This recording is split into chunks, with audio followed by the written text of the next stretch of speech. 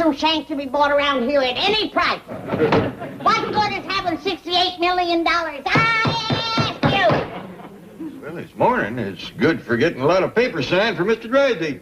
You was doing that when I left here 2 hours ago. Oh, I signed 10 or 12 since then. You got all them to go yet? I'm just glad I don't have to read them. The money's a curse, Jed. It's a curse.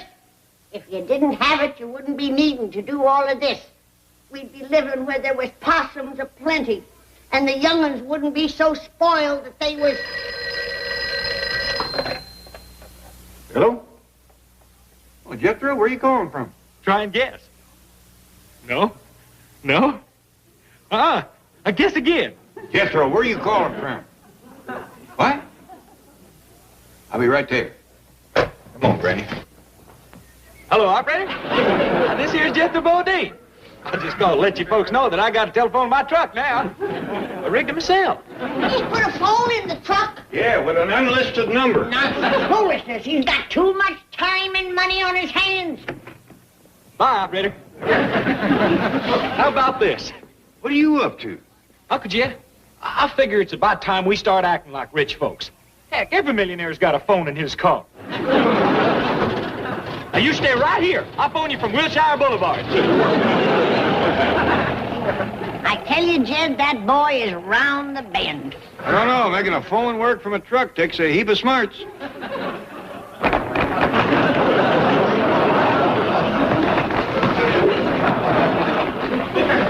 He's connected to the house. Yeah, I hope he's keeping count of how much wire he's got.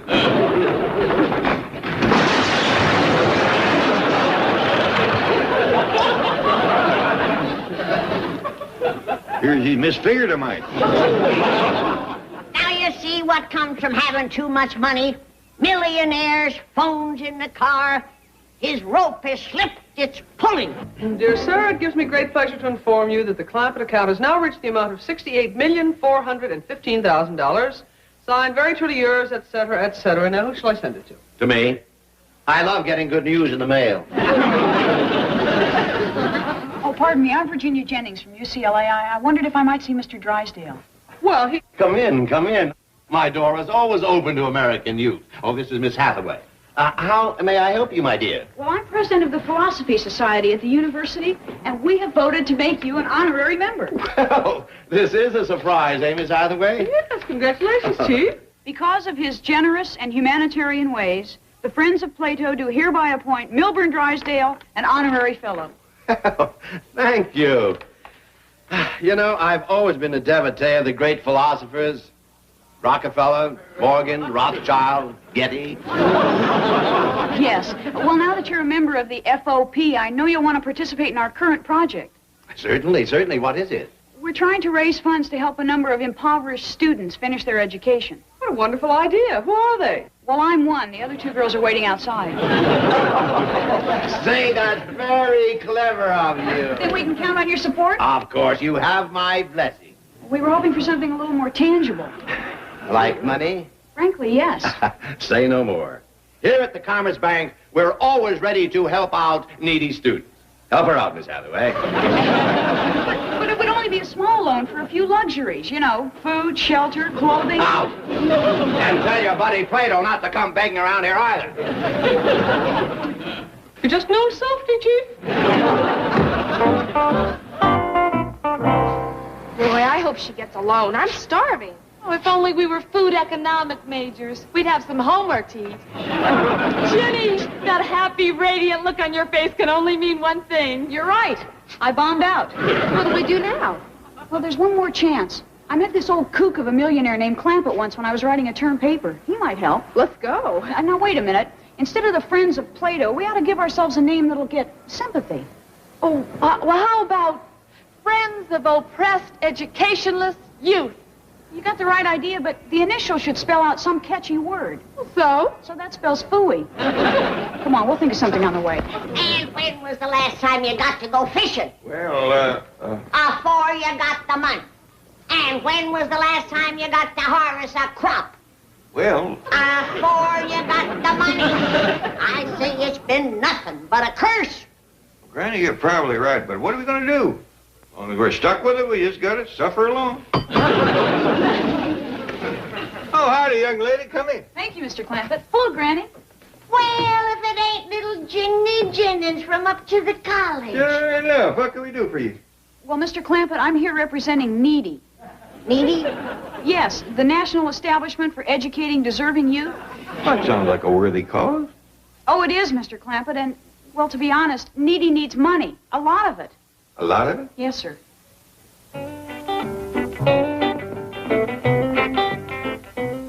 Are you thinking what I'm thinking? That sounds like an outfit could use $68,415,000. Young lady, step in the kitchen. I'm going to write you a check.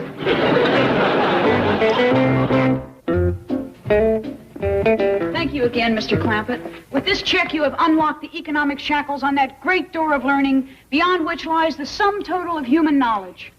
Well, you're surely welcome to. Bye. Bye, honey. Goodbye, patrons of knowledge, generous benefactors of scholarly endeavor. Farewell, good friends. Did you get it, or didn't you? Yes, such wonderful people, you know, so kind and warm and really interested How in you. much? Oh, I don't know. I haven't looked at the check yet. Well, is it enough to buy a hamburger? Oh, I'm sure it's more than enough. Yeah, $68,415,000. Oh, great. Let's see. 68 million?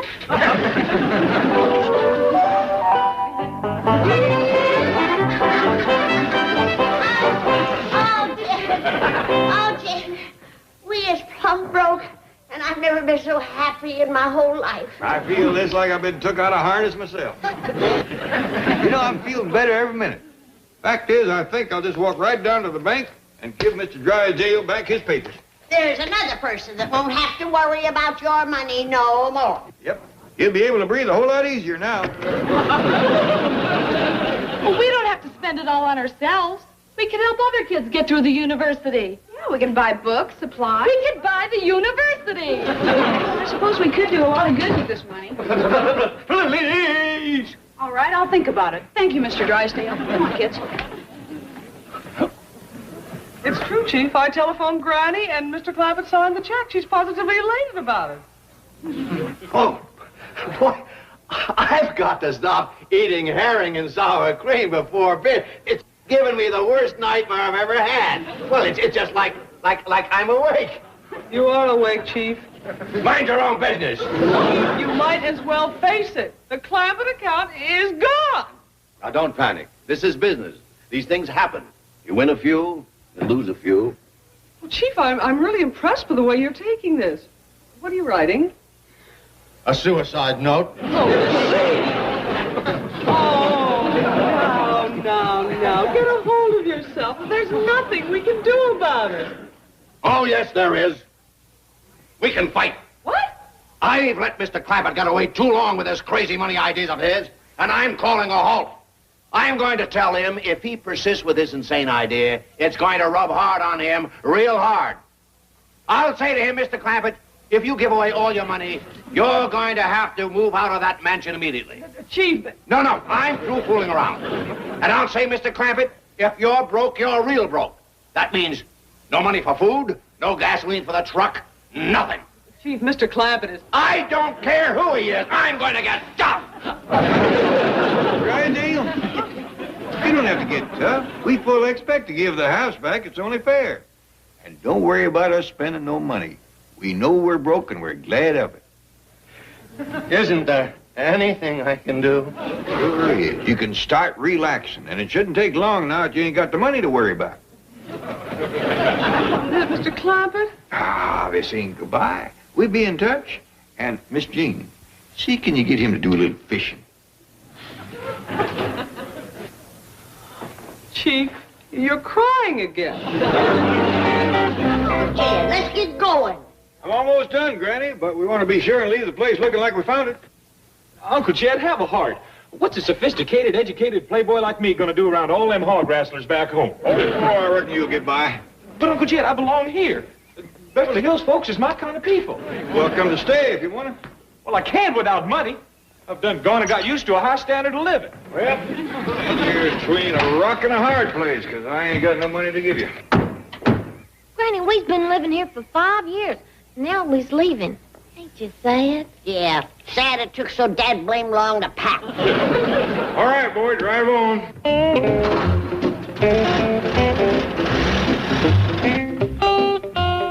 Chief! It's no use, Miss Hathaway. I'm going to that big safety deposit box in the sky. Oh, for heaven's sake! What else is left to live for? All the good things in life are gone. All 68 million of them. Chief, you're acting like a child. Now, why don't you approach this Clampett problem constructively? It's too late. Don't try to change my mind. Just pull the desk out from under me. Oh, Chief, I couldn't.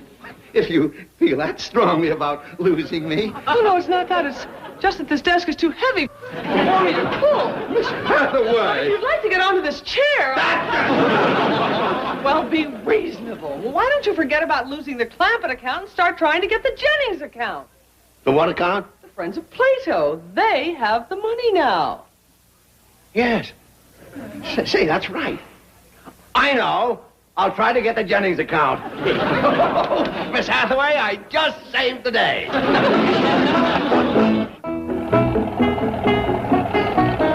Jethro, can't you go no faster? I want to get back to them piney woods whilst I can still climb a tree. Yeah, let's go. Uncle Jed, are you going to give them the big news or should I? What you mean? We ain't going to make it to them woods back home. The gas we got, we'll be doing good if we get outside the city limits. How far can we go? It beats me. We's running on wishful thinking right now. You better find the first big, thick green woods you can. First place you see more than two trees together, pull over. Ranger Warkle here. Warkle. W-A-R-K-L-E. Right. A truck about to dump some trash at the east boundary. But there's not even a road on that side of the park.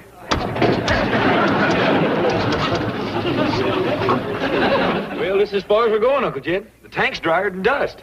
Yeah, leastways we made it into some tolerable woods. How's Granny doing back there, Ellie? Well, she's still asleep, Paul. Has been since before we turned off the road. How'd she manage to sleep through all this bumping? Plumb tuckered out. She loaded up the truck single-handed in 20 minutes flat. Oh, I must have dozed off. Oh, we're back in our woods. And so soon. My, look how pretty everything looks here at home. Nothing's changed a bit. I feel like a new person now that I'm here. Granny, yeah. Oh, I gotta kiss the ground. The hallowed soil of my homeland. Oh, I've waited so long for this. Granny, I think I'd hold off on that. How come? Well, we ain't exactly home. Where is we? Strictly speaking, we're still in Los Angeles. Los Angeles? Pooey! You dumb cluck, you've been driving around in circles. We come as far as we could with the gas we had. You mean we're stuck here? For a little while, but leastways, we got good dirt under our feet. We got trees, bushes, sky to look at. Birds and breeze to listen to. And How about it, Granny?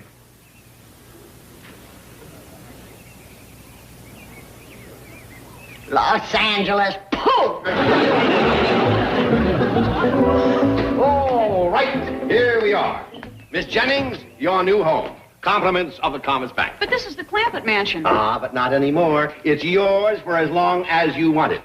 And in those boxes, you'll find a few more surprises from the Commerce Bank. You can't afford to give her the car and all this?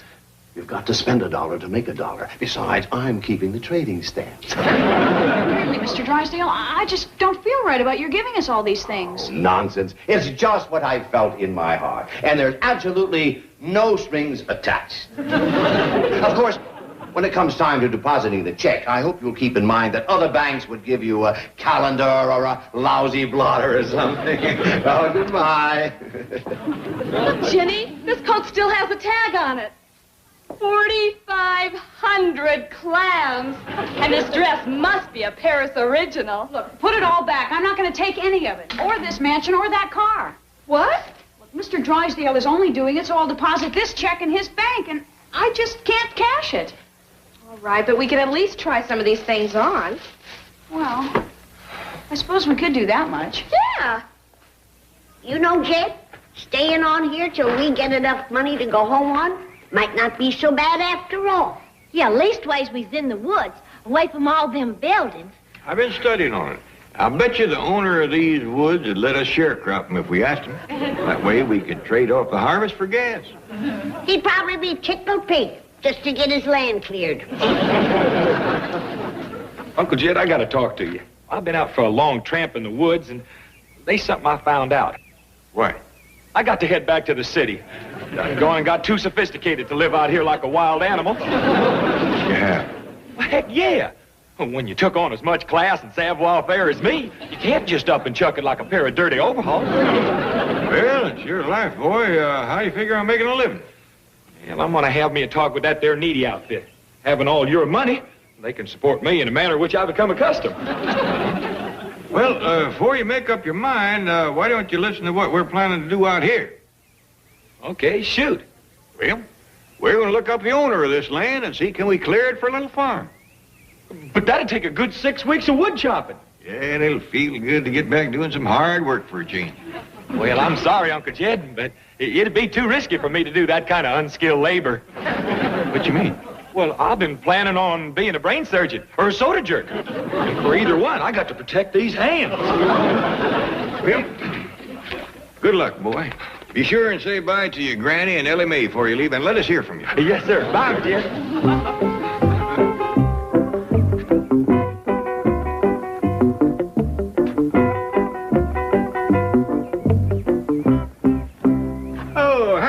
Jed Clampet's my name. I'm Ranger Warkle. Well, pleased to meet you, Ranger.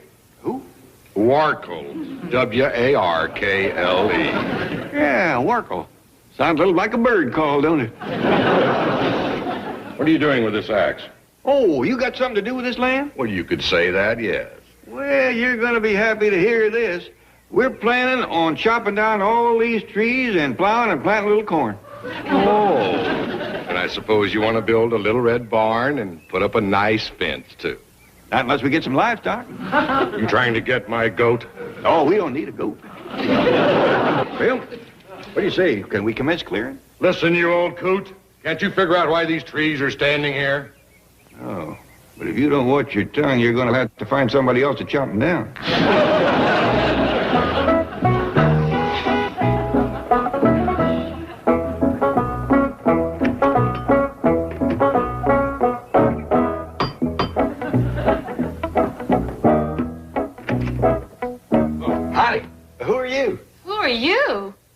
I'm Jethro Bodine. I used to live here. Oh, but Mr. Drysdale said we could take... I bet you're the folks from Needy. Is Ginny Jennings here? Jethro?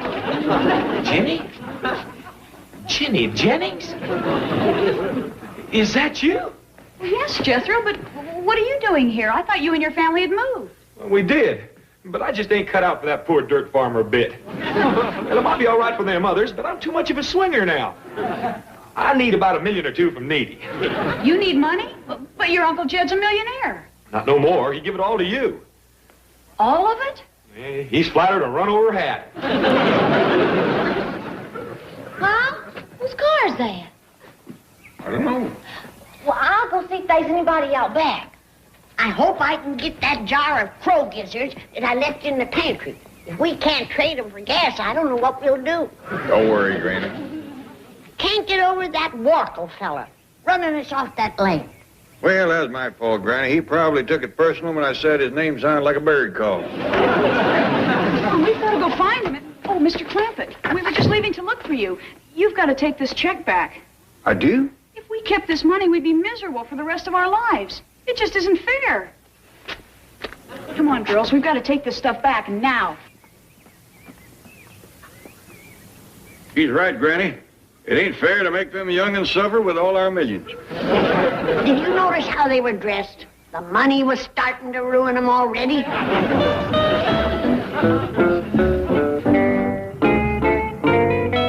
Mr. Clampett, what are you doing back here? Where are the girls going? I'm afraid we got some bad news for you, Mr. Drysdale.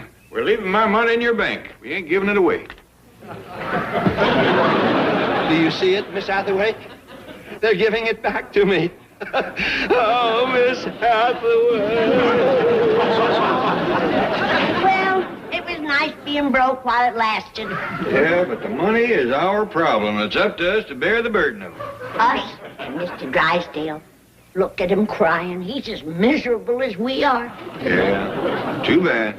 It's a...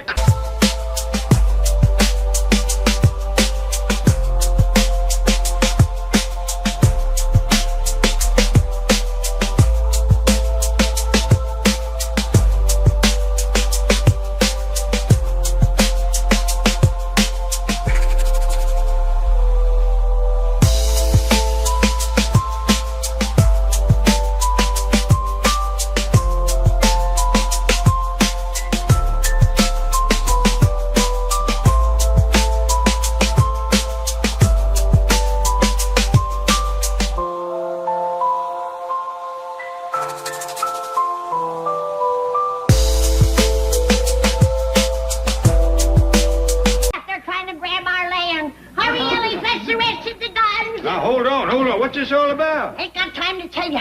They got Cousin Pearl. Pearl? It was her who telephoned. Said the Indians was trying to grab our land. Then all of a sudden, everything went dead. She got cut off. Yeah, right at her scalp. Indians ain't kicked up a fuss in our neck of the woods for 100 years. They've been laying back trying to catch us off guard. And while we're standing here gabbing, they're torturing poor Pearl. What'd you say about Ma? I can't tell you. It's not for your young, tender ears. Gee, they probably got her tied on an anthill, dragging her behind a wild pony, burning her at the stake. Here's Western guns. Let's go. Yeah, we gotta save Ma. Hold it. Well, put it back, Paul. Granny says the engines will be out to Ohio. Let's get going. Now, we ain't going no place except in the house to call Pearl. Now, come on, all of you. Jeff, you're playing right into the hands of them red savages. The whole city, the bug tussle will be in flames. All 5 buildings will be burning. Them redskins will be hoping. Granny, I just don't believe there is any engine trouble. That's what General Custer said. Hathaway? Oh, Chief, Mr. Brewster just phoned from the Clampett oil fields and said... They brought in another gusher. Oh, good old Brewster. Just tell him to keep those Clampett millions rolling in. Well, that's not quite it, Chief. It seems there's an Indian reservation which adjoins the Clampett oil land. They brought in a And gusher there. Send a message to my Red brothers. Tell them Milburn Drysdale, their friend, speak with straight tongue. Tell them send old black wampum my bank. We put him in solid steel teepee, keep money safe for noble red brother. Chief, hear me out. There has been a boundary dispute, and the Indians are claiming part of the Clampett oil land. Why, those dirty, thieving savages. Get Brewster on the phone. Tell him to call out the cavalry. This uprising must be put down. There has been no uprising. It is a minor boundary dispute. Anything involving the Clampett money is not minor. Now, I want the pony soldiers sent in there with their thundersticks.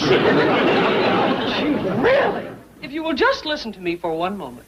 Mr. Brewster feels the entire matter can be taken care of very nicely by a conference between Mr. Clampett and the chief of the Crowfeet. Never. I know Jed Clampett. Why, he'd give the Indians his whole oil field and his money to boot. Now, Chief... Didn't he try to give it to those college kids? And for no reason. Just because they were starving. Well, I'm afraid it is too late to prevent the meeting. Chief Running Wolf and his son are on their way out, and I told Mr. Brewster I would meet them at the airport. Traitor. Turncoat. Reasonable. Oh, all right. Meet them at the airport as you agreed. But don't bring them to the Clampett. You bring them here, and I will do the negotiating. But Mr. Brewster said he... You bring Indian here for powwow. Or you and me have powwow. I pow, and you ow.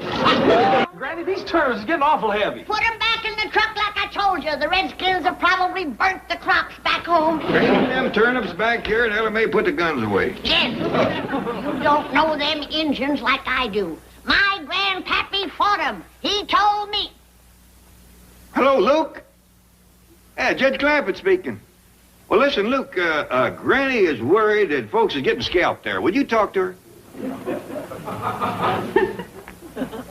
I didn't say you was overcharging anybody, you old nut. Granny made Indian scalp. She got the notion the Crowfeet's on the warpath and grabbed Cousin Pearl. We couldn't get no answer at her house. Oh. Look, Luke says that Pearl was in there now 10 minutes ago. Was she missing any hair? Says he couldn't tell. She was wearing a hat. She could have been scalped to the bone. Really, she'd have said something. Not Pearl. She was never one to bother other folks with her trouble. Luke, that's all we wanted. You ain't seen no Indians, huh? Well, thanks a heap. Bye. Jed, your ignorance of Injuns is gonna be the death of Luke Short. Of course he ain't seen no Injuns. He ain't gonna see them. Hey, what should I do with the turnips? He's gonna hear an owl hoot. Then he's gonna hear a whippoorwill call. And then... fiery arrow right into his pickle barrel. Hey, what should I do with the turnips? Hey, if you want to call Luke and warn him, go right ahead. Now, give me them turnips. Well, is we gonna go home and fight Indians, or ain't we? I'm not. I don't want to hear no more about it. There goes a good man, Jethro, but he's got one blind spot. Injuns. Hello. Oh, howdy, Mr. Brewster. Yeah, Pearl told us the Injuns were after our land. What? They're coming to Beverly Hills. Never mind, I ain't got no time to listen to no more. Goodbye. Come on, Jethro, we gotta spread the alarm. The Injuns are coming. Why would they come out here? Down there, stupid questions. The whole city, we gotta scream. Actually, this boundary dispute could have been settled by correspondence. But I thought Dad would enjoy seeing Los Angeles. How about it, Chief Running Wolf? What do you think of our city? Ugh. Oh, come on, Dad. He likes to put people on with that Indian talk. Actually, he's a graduate of Oxford. How interesting. I really would like your opinion, Chief.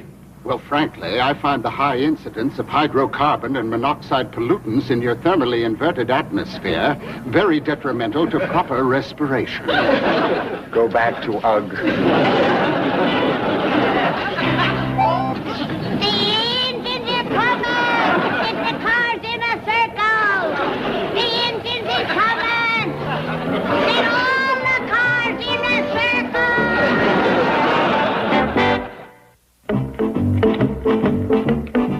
Mr. Drysdale looks after the Clampett business affairs, and he requested that I bring you by here first. I hope you don't mind. Not at all. Dad owns a few banks back home. He and Mr. Drysdale will have a lot to talk about. Wonderful! Running Wolf and Little Fox are here. Right, Chief? Chief? Oh, that's what I call Mr. Drysdale. It's merely a term of respect. He's not...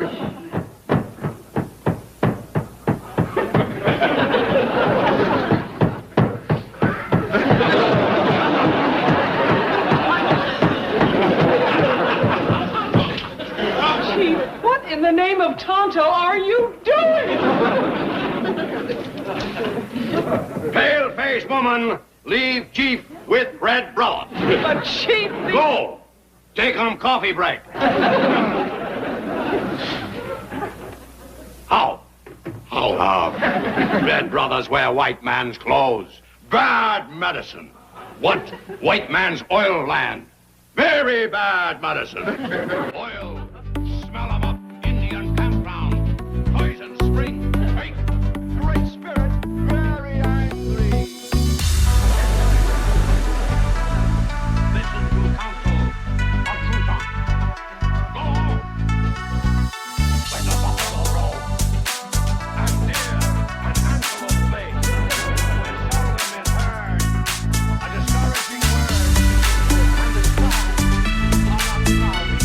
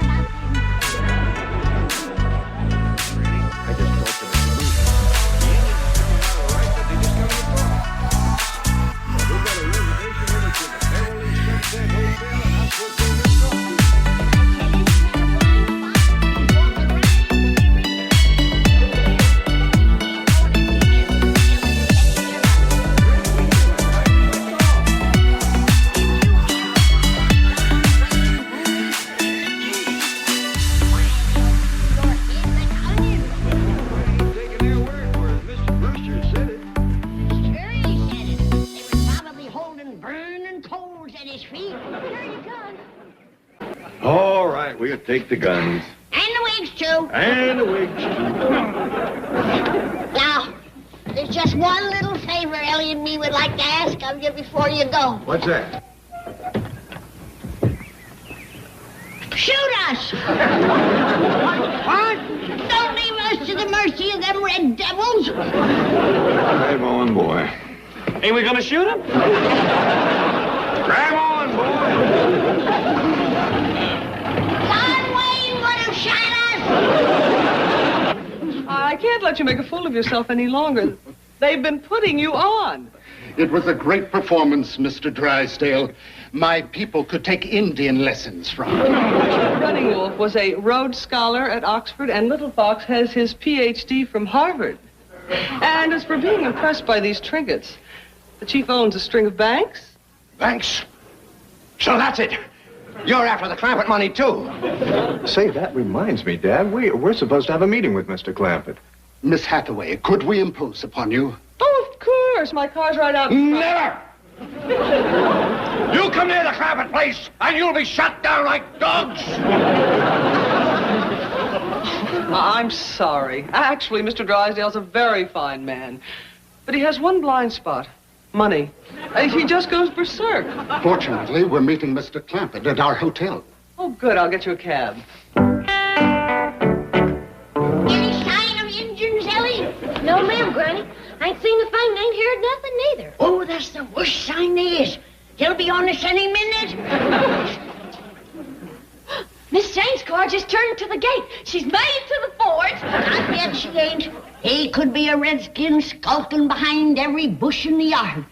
Quick, step aside. I'll cover her. Oh, too late. They got her. There's an Injun at the wheel. Oh, Granny.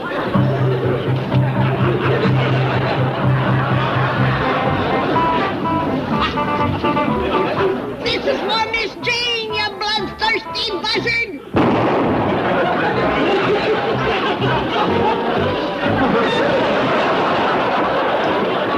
Hit him, Granny? I don't know if I hit me, but I sure got a mess of feathers.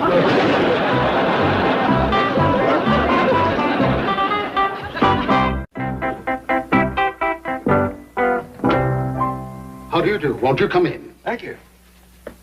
Oh, wrong room, Uncle Jed. We was looking for a couple of ignorant Indians. We might qualify.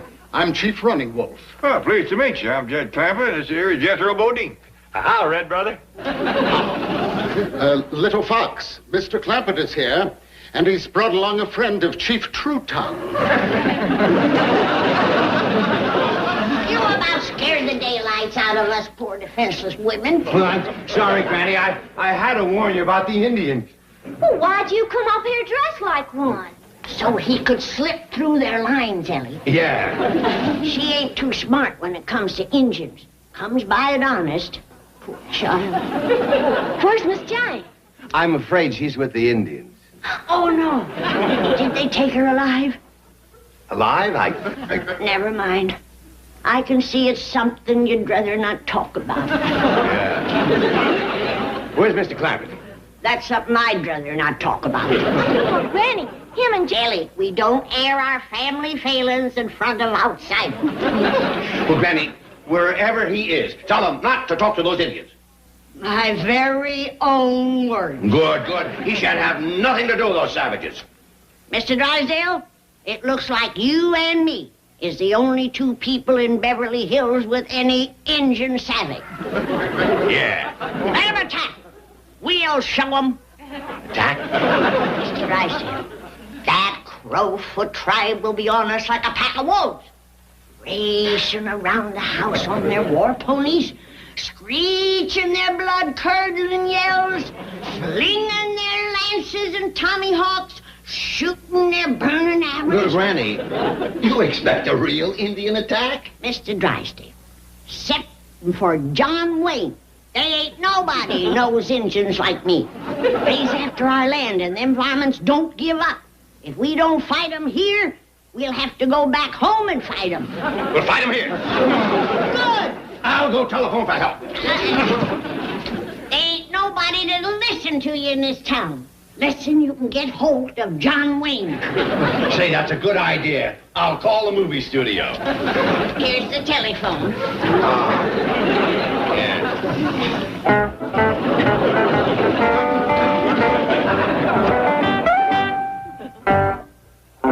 You want John Wayne to help fight off an Indian attack? Milburn, are you calling from a bar or the funny farm? I am calling from the Clampett Mansion, where Granny says the Indians will ride up on their war ponies. Milburn, I'm busy. Have some black coffee and call me back. Larry, if Indian don't attack here, Clampett's go home fight Indian. Studio closed down, Chief Bald Eagle lose job. I'm beginning to read your smoke signals. One Indian raid coming up. Chief, I think we made a real good deal. Fair to both of us. Yes, as my son the attorney would say, quid pro quo. Oh, I'm sorry. I don't speak Crowfoot. Well, so long, little fox. Sure has been nice dealing with you. My pleasure, Jethro. So long to you, too, Chief. Au revoir. Oh, the boy don't speak Crowfoot neither. So long. Goodbye. Goodbye. Well, Kajit, I don't know how you made out with the chief, but I sure gave his son a skinning. You did? Yeah, I traded him my $40 wig for this. Nice watch. That ain't no watch. It's what you call a genuine engine tick-tick.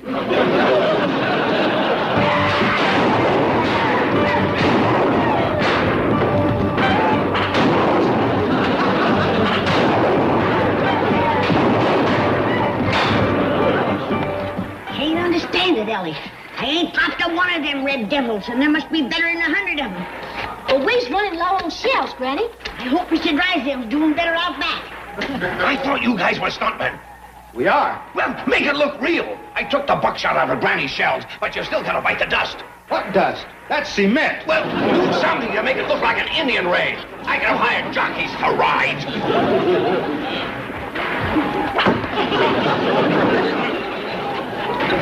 Out front, out!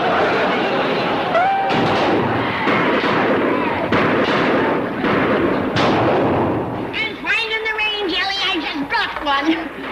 He's still bouncing. Too late, Granny. We's out of shells. If only John Wayne was here.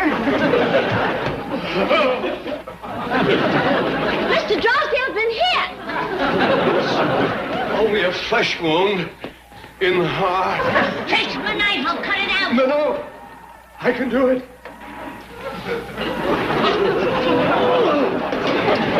Dirty red savages. This is the bravest thing I ever seen. I'm going out there and give myself up. Now, right away, and you'll be saved. Oh, no, Mr. Drysdale. Oh, yes, it's me they really want. You, when you've seen Ellie Mae, they might be ignorant, but they ain't blind. Come, Ellie, it's time for these. Let me go out there. I'll trick them. I'll lure them away. Are you dead set on that notion? Yes. There's one way you can lure them off. What's that? Come with me. Ellie Mae, get that stuff away from the door. They won't believe I moved. If they run fast enough, they will open the door, Ellie. They'll shoot. No, they won't. Besides, the way he sheds arrows, it won't matter.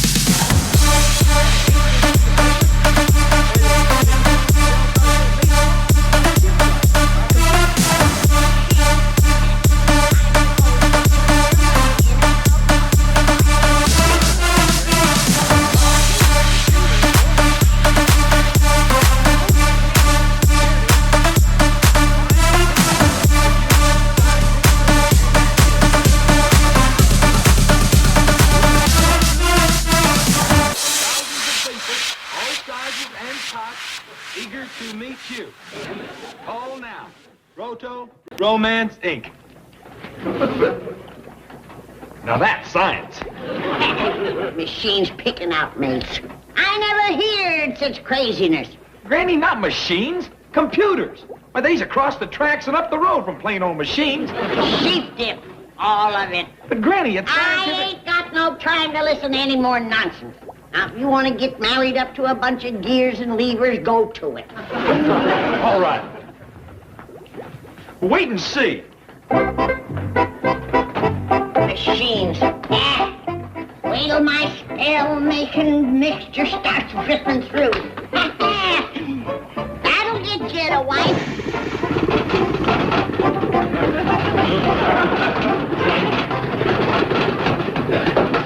All right, let's see them drops of golden potion. Hope it ain't boiled too long.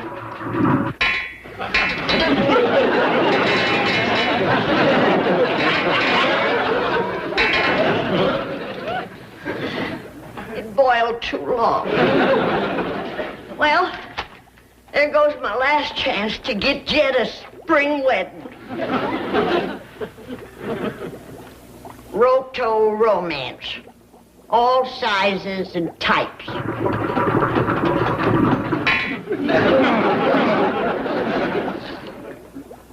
Well, I suppose it wouldn't hurt to look over their stock.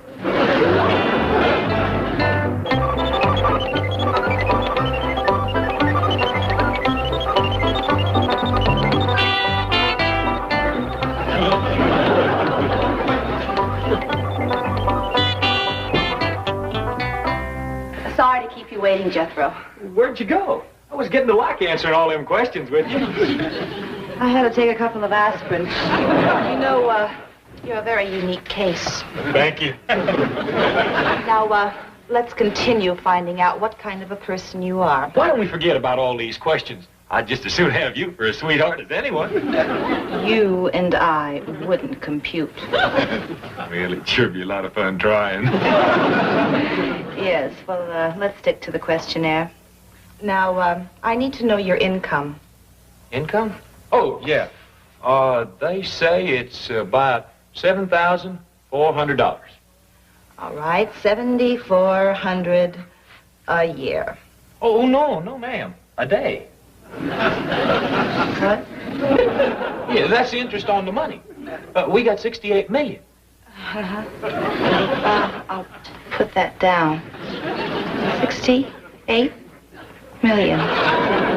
Is something wrong? No, I'm just writing down the figures. I know, but you're writing them down on the back of my hand.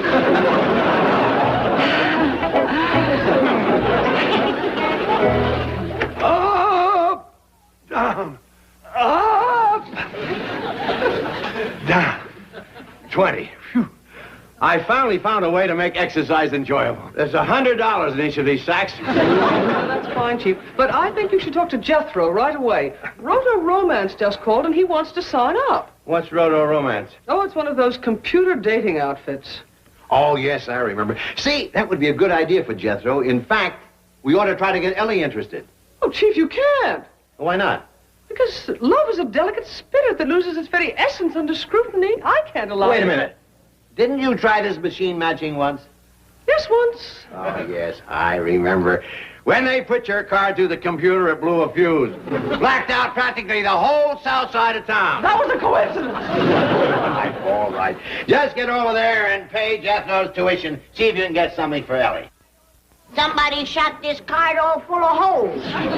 Oh, no. That's Mr. Clampett's data card. And all the information that you've given me is on it. You mean the answers to them nosy questions you asked me?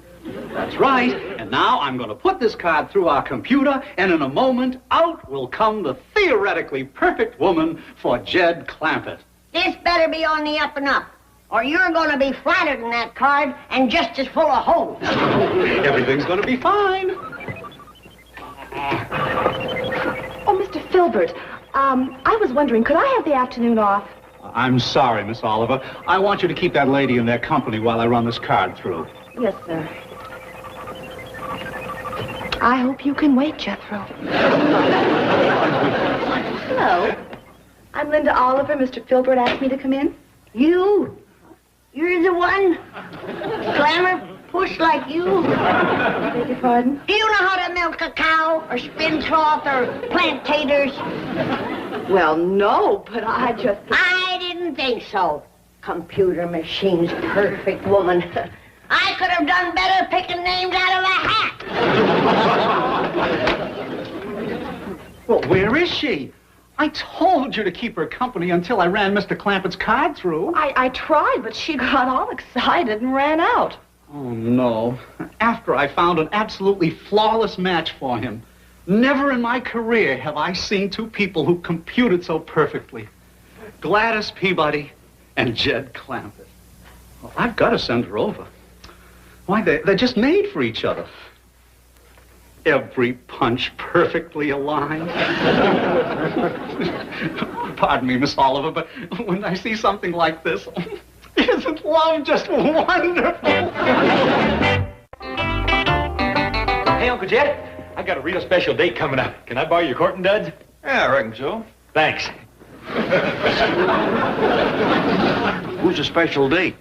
My bride-to-be, Uncle Jed. The sweetheart of my dreams. The only one for me. The most terrific, wonderful gal that ever drawed a breath. Who is she? Well, they ain't told me yet. Who's they? A roto romance.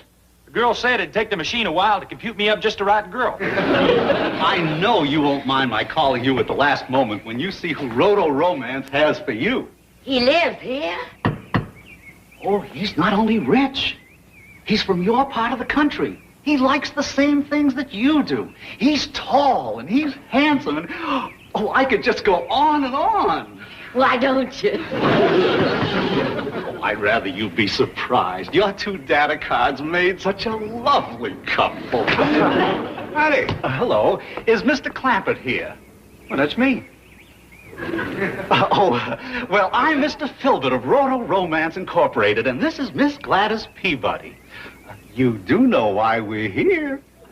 Oh, yes, sir. I sure do. Just wasn't expecting someone quite so, come on in. What happened to rich and handsome? All he is tall and country. Now, remember, appearances are the smallest part of a roto romance. True love depends on what you have here. You mean in our heart? Oh, no, on your punch card. Ain't you coming in? Miss Peabody will, but I think I'll be running along now. Things usually work out best when I'm not around. But I hope you'll let me do a paper on you for the Society of Matrimonial Engineers. I'll fetch your date. Then you're not the one. Oh, heck no. All this is Jethro's doing. I'm Jed. Oh, well, I must have heard the name wrong. What a relief. Oh, I mean, Jethro's a younger fella, you know. Well, who am I to argue with a computer? Come on in. What is this thing called love? Boy, there's a lady here from the computer place. Says she's your date. How about that roto romance? Free delivery. Oh, I wouldn't be expecting too much. She appears to be... Uncle Jed, appearances is the smallest part of roto romance. True love depends on our cards. Well, I'd say you'd been dealt a losing hand. Uncle Jed, if you can't trust a computer, who can you trust? That girl out there, why, she might just as well have been picked out by old Dr. Einstein himself. Judging by her age, she was. You wait and see. We're going to be perfect for each other. The computer has never, ever been wrong. Howdy. Uncle Jed, what was the last thing I said? The computer has never, ever been wrong. Hello? No, she is not here. Hello? Miss Hathaway, where are you? Roto Romance? Well, what are you doing there, playing chess with a computer? No, Chief, it's been a real education. Oh, vastly different than the other place I went to. Here they're professional, scientific, intelligent. Now, Chief, I have not only paid Jethro's fees, I have turned in data cards for Ellie Mae and Granny. Wonderful. Good thinking, Miss Hathaway. You what? Yes, I'm going to try for roto romance myself. Why not? I told you that was just a coincidence. As a matter of fact, they're putting my data card through the computer right now.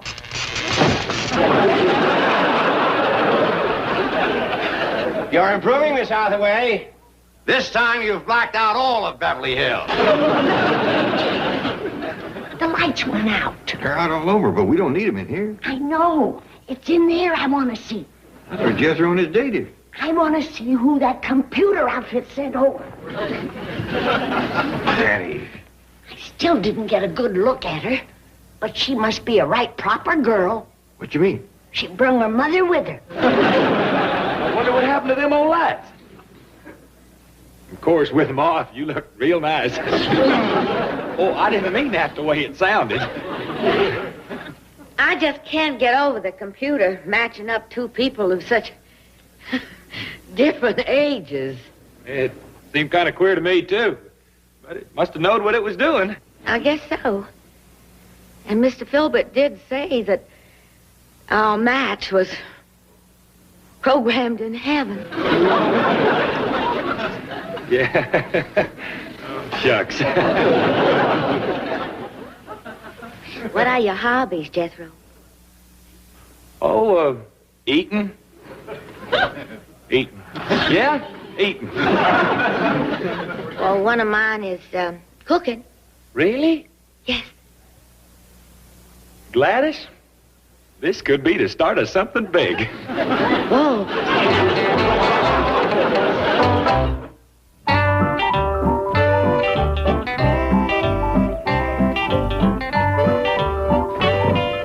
Uncle Jeff, I got to have a talk with you.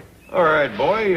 Where's Miss Peabody? Well, she's heading for the kitchen. She thought she'd enjoy meeting Granny. Well, she thought wrong, because Granny ain't exactly schools out happy about this computer courtship business. I begin to wonder about that myself. How come? Gladys and me may have been programmed in heaven, but down here we ain't having no fun at all. Maybe you ain't the match you thought you were. No, there's no doubt about that. But maybe it'd help if you'd have a little talk with her. Me? Yeah, get her to liven up a little, so as I can find out some of the other things we got in common. I mean, there's only so much you can say about cooking grits. Well, anyway, Jethro and I have found one common interest, food. He tells me he likes grits. I do know how to cook them. You do, huh? All right. Let's see you cook up some grits for Jethro. Oh, I don't need a pan that big. That ain't the pan. It's the ladle. That's the cooking pan. And just hope he don't ask for seconds. Oh, there you are, Miss Peabody. I wonder if I could have a word with you. Oh, well... Sure, go on. And when you're done, I'll get out my wash tub and we'll practice making gravy.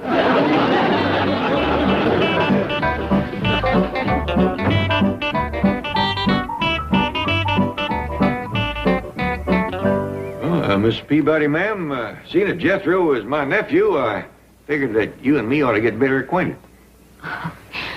I'd like that. I understand you've been clean through the 3rd grade. Well, to be honest, I had to drop out of the first. Me too. Had to go to work on the farm. Really? That's why I left. You live on a farm? Born and raised on one. I miss it. Same here. Say, you wouldn't happen to have another piece of wood there? I think so. You like to whittle? I love it. Me too.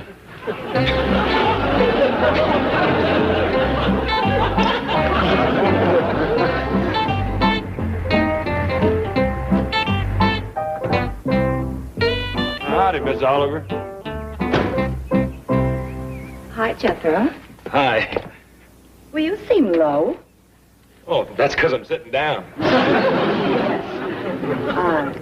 Could I sit down, too? Oh, sure. You are an awfully attractive man, Jethro. Yeah, no. Yes, well, how do you feel about me? You? Why, I think you're prettier than a mess of hog jowls and sweeter than a tub of sorghum. But I ain't free to say it. Why not? I'm done took. You mean you have a steady girl? Well, no. She's a little shaky, but she's my intended. Jethro and I thought we were so right for each other. Me too, Linda. But you can't fight science. What do you mean? Well, I just got too much brain for my body. You're kidding. It's the unhappy truth. Sometimes I wish I wasn't so dad-blamed educated. But I thought you just graduated from the 6th grade. No, I've done that 2 years ago. Oh. Linda, tell me something. Could you be happy married to an atomic scientist or a nuclear physicist or a space age engineer? No. I'd be much happier married to a simple country boy. Doggone. You'd only got to me 10 years ago. Well, there must be some hope for me. Wait a minute. Maybe there is. You like country fellas, huh? Oh, yes. Regular old hayseeds? Yes. That's the kind of fella you want to marry. Exactly. Okay, you could be my aunt. What? Yeah, you marry my Uncle Jed. At least that way we can kiss on holidays. Uncle Jed, I'd like for you to meet your bride-to-be. Who? Does your getting engaged to her make this a holiday? Engaged? I'll take a chance.